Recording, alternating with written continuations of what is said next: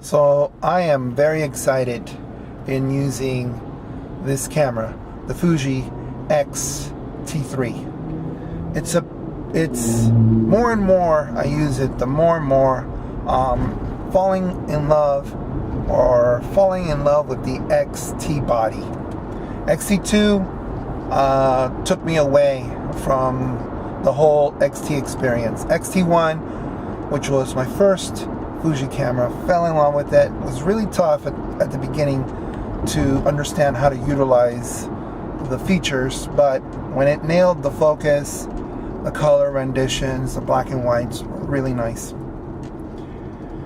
And the X-T2 was disappointing. The X-H1 was somewhat of a disappointment because it didn't do very well in the face detection, continuous autofocusing with face detection. It just didn't hang, and when the firmware did come up for the X-T2, it was too late.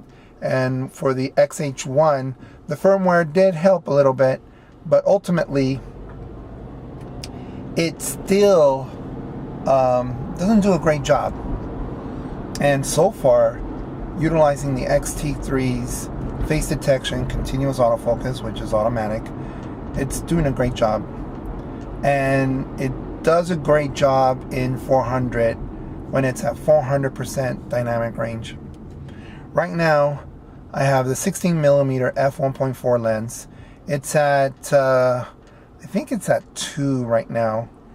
f2, 640 ISO, which is different from the X-H1 or the X-T2, where the base ISO is 800.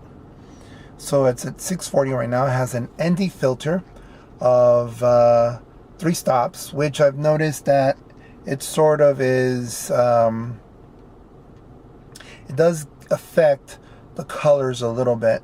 We'll find out. This is the first time I'm using FLOG. So I'm using FLOG.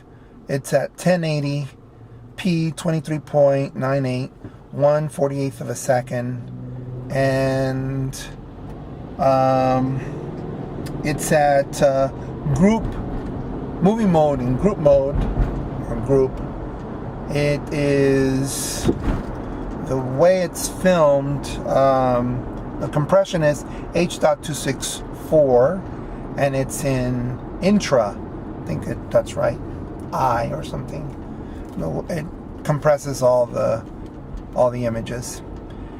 Because I'm at 1080 at 200 megabits per second, I have 30 minutes of video, which I'm really surprised, which is really neat. Oh, whatever it is, 29.59, right? 29 minutes, 59 seconds or something. But practically that's 30 minutes, which is great. Especially if I use 4K at the moment, it will eat up the Pez candy very quickly. That's what I call it, the Pez battery. I mean, I wish Fuji would get away from using this battery and making something much bigger, and maybe with the X-T3. So again, this video is all about golden hour in the car, very bright, outside sort of, using an ND filter. I'm going to get rid of the ND filter in a minute or so, just to see if there's a difference. Trying to see if it really can capture focus on my face with the sun behind me, a whole bunch of cars coming around. The camera is mounted and it's bouncing around a little bit, so it's a good test. I mean, the X-H1 does a great job in group, sort of, as long as the square is near my face, or if you do it in single mode. All Fuji cameras that I've utilized in the car, if I use the remote, it will easily, on the AFS single mode, and you press the remote, it will focus on my face. It'll do an awesome job in recording, and most people do it that way anyway. But having a remote, you know, putting it on there, turning it on and off, I mean, it's a little pain in the behind. Alright, I'm going to take off this filter here. It's going to change the exposure. and the focus. But now I should be probably a little bit brighter. I'll move this. There we go. Now you can probably see me better. Maybe less noise.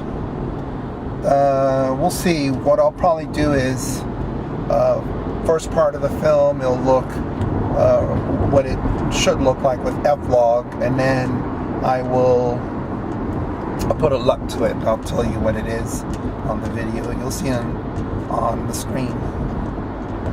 I love that it has a tally light. This is something that really is enjoyable. I like the fact that you can take off the lid on the side. I haven't used the USB-C yet. Apparently you cannot connect it to a USB hub. I'm not sure why. You're only supposed to connect it through a computer. You can hook it up to a battery. I'm not sure which battery it is yet. I don't know if you can utilize, the battery, run the camera with the battery attached to it through USB-C. I don't know. Somebody asked me about noise.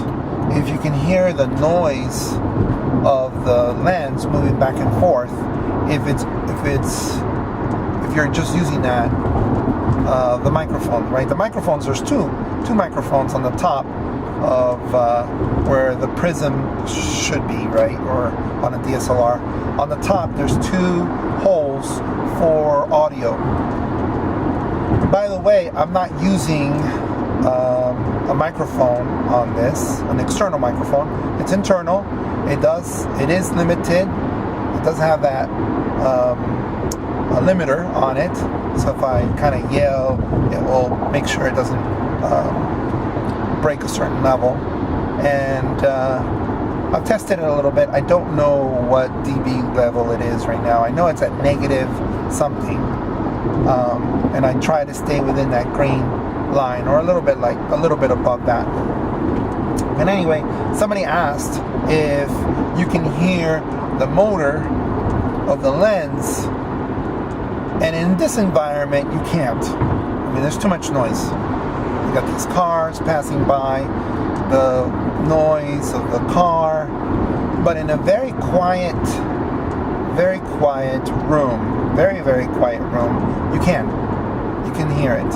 Well, you can hear with headphones. I don't know if you can hear it in stereo on the computer. You probably could. And I'm not sure if you can see the sun behind me. That's a pretty cool scene if it does. If you can't pick that up, that's pretty neat. So we're going to find out how that looks. Because again, one of the issues with the X-T3 was how bright things are. If things were bright, it did a pretty good job. If it was kind of, in the shade, it wouldn't do a very good job. And so, right now, this is a good test. I know it's still recording because the tally light is still on. I don't know what the exposure is right now. Should be okay. I've tested this before, and I think without the ND filter it should be fine. What else can I tell you? Pictures with the 56mm f1.2 looks really nice. Really nice. I'm really surprised. I've always liked that lens, but it never has worked out with the X-T1, X-T2, X-T3, and the X-H1. It never was a very good, the combination wasn't very good, and I don't know why Fuji doesn't, make a better version of the 56mm. But 56mm on the X-T3 does a very good job. Doesn't seem to miss focus. It will miss focus if the item is kind of small.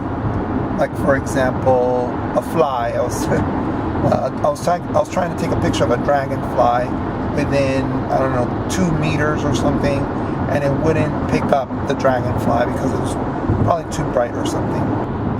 One other thing too that's very interesting that I'm going to be very interested in is to see if, because the sun is behind me, and because I'm probably more into shadow, how the camera handles the face detection.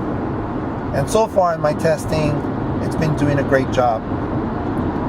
So we're going to continue that. I do know that if face detection is not on, if it's on group, it goes back to its old habit of trying to figure out what the subject is. And that's pretty annoying. But other than that, we got on our face detection, it's picking up my face. And that's a good thing. So for now, that's kind of like my first update. There's probably more that I want to say, but for now, I think that's good. It's a good test. We'll find out how FLOG looks. We did face detection. We had an ND filter. Now we don't. I think all these things are definitely will be a good indicator of how this camera really does in this type of situation. All right, I'll be seeing you later. Bye-bye.